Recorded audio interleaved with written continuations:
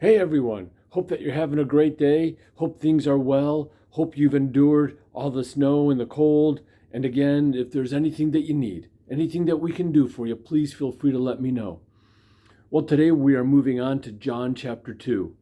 And it's a great story. It's the first miracle, or as John refers to them, as signs. He calls them signs more so at times than miracles. And it's important for John as he tells us the story of Jesus in the Gospel of John, and we'll get to them as time moves on.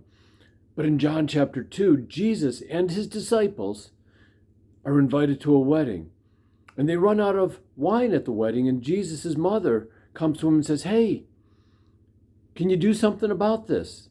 And so there's the implication that Mary already knows who he is. Now, she knew that before he was conceived, but still there were doubts of, well, what does this really mean? How is he really going to be the Messiah, the Son of God?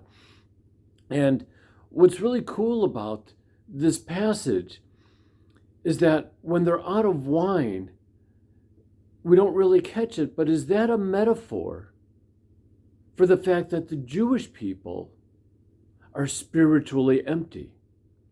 And maybe it's a sign of our, at times, spiritual emptiness. Because wine, if you go back into the Old Testament, not drunkenness, not overdoing it, but wine itself was oftentimes a sign of God's blessing. Even in the book of Deuteronomy, God tells the Israelites to go and drink, to have strong drink, to celebrate, and to use that as part of an offering. So drinking for the people, not to get drunk, was a celebration of God, and it was a sign of God's joy and God's blessing upon the people. And so the fact that the wine runs out, is that a metaphor for us as well? When we are spiritually empty, not that we go and grab a bottle of wine, but we go back to God and say, "Lord, fill me. Lord, I've allowed myself to be depleted of the Spirit. Lord, can you fill me again? Fill me so that I am complete and I have your power and your presence within me." Because then Jesus goes out afterwards and moves on with the disciples. But the manager, we would say it's the dad from the wedding, realizes, whoa, this wine is the good wine. Because normally what they would do is they would give you the good wine up front and the cheap wine in the end, because everyone was drinking and getting drunk. Think about it. There were 20 to 30 gallons of wine.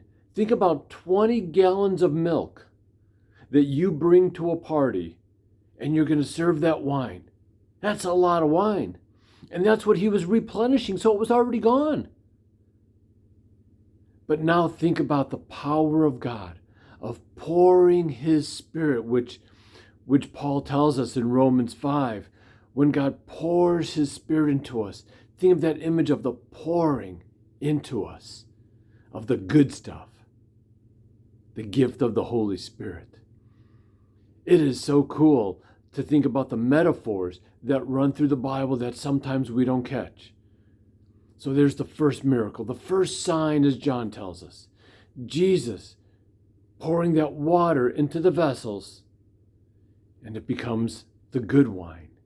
And we have the good stuff with us all the time because we have Jesus with us. We have the power of the Holy Spirit always with us. Hold on to that. And when you feel depleted, go to God. Cry out to God. Say, "Lord, fill me.